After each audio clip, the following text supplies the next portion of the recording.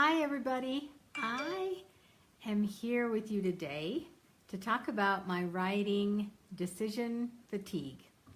And I'm kind of excited to talk to you about this today. I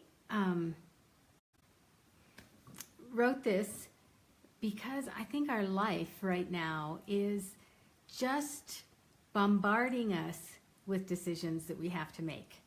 And it starts first thing in the morning. When you open your eyes, you have to start thinking about your day and what you're going to do, who you're going to meet with.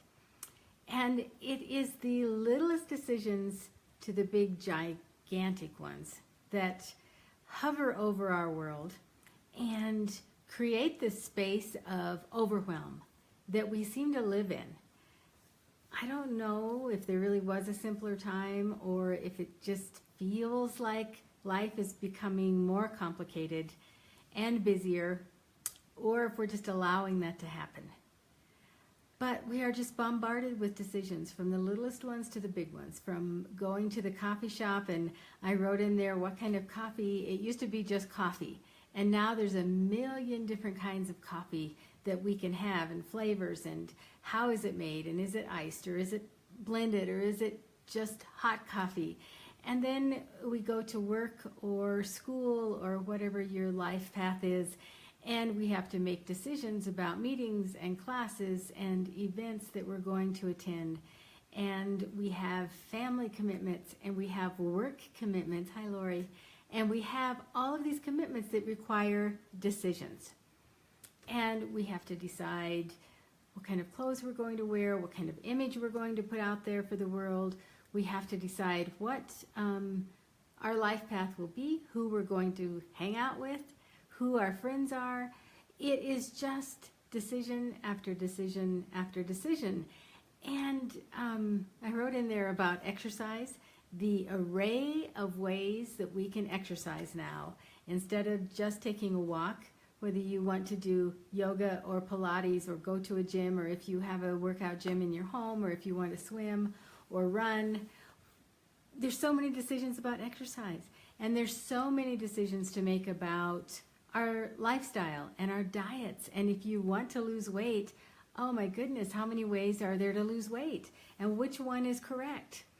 And then if we just want to be healthy on our own, it seems we can find an article about everything that is counter to what the last article says. So one minute they say coffee's good for you, and the next minute, no, not so much.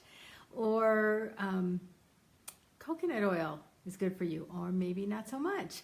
So it just depends on where we fall in what we read and what we learn about and what we allow into our minds, into our lives. And we have to make our own decisions. So we really are, I feel like we're in this place of decision fatigue. We are just tired. In the writing, I talked about just stopping all of it and not making a decision about anything. I have a saying that goes something like, when we do nothing, we are better at everything. And sometimes we get in this fast-paced movement of our world, and we're going so fast, and we think that is when we have the least amount of time to take care of ourselves, the least amount of time to stop and take a breath and relax, and we just can't allow that to happen. But the reality is, I believe, that that is exactly the time we need to stop and take a breath and allow some space for us, and allow some space for self-care and self-love, and just to take a breath and not make a decision about anything. Clear your mind.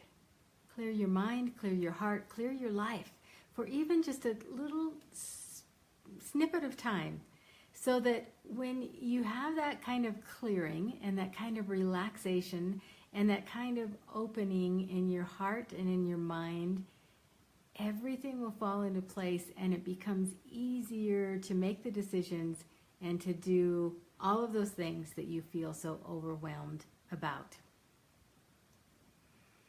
I just posted this writing, and so you might not have had a chance to read it yet. The link, as always, is with this video. So I encourage you to read it and let me know what you think and how you feel, because I don't think I'm alone in this. I think we all have decision fatigue, and we need a break. So I invite you to read it. I invite you to share with me your thoughts on it. Share with me how you handle it, and share with me if it's even an issue for you. And if it's not, then you've got the secret to share about how not to let decision fatigue take over your life and wear you out and overwhelm you. I hope you have a great weekend, a great week ahead, and I will see you next week when I pop in to do a Facebook Live about my next writing.